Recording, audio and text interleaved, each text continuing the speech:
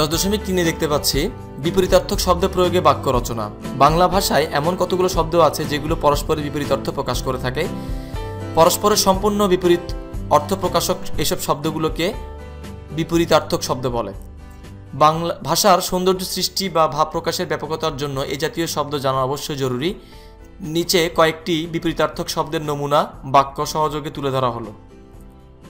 অধম উত্তম, তুমি অধম বলেই আমাকে উত্তম হতে হবে। আয় ব্যয়, আয় বুঝে ব্যয় করো। উপকার অপকার, কারো উপকার করতে না পারো অপকার করো না। ঊর্ধ্ব নিম্ন, ঊর্ধ্ব গগনে বাজে মাদল, নিম্নে উতলা ধরণীতল। কুৎসিত সুন্দর, তোমরা আর বাইরের সুন্দর চেহারাটি দেখেছ, তার বাইরের সুন্দর চেহারাটি দেখেছ, ভেতরের কুৎসিত মনটি দেখনি। খ্যাতি অখ্যাতি, সেলিমের খ্যাতির সাথে সাথে কিছু অখ্যাতিও আছে। গদ্য পদ্য, আমি গদ্য লিখি, পদ্য লিখতে পারি না। অঘটন ঘটন অঘটন, লেখকরা অঘটন ঘটন পটীয়সী, প্রতিভা নিয়ে জন্মান। চলা থামা, চলতে চলতে থামলে কেন।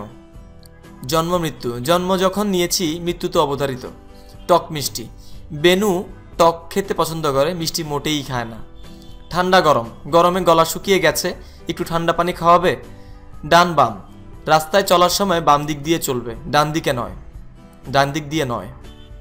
ঢাকা খোলা, খাবার ঢাকা দিয়ে না রেখে খোলা রেখেছ কেন।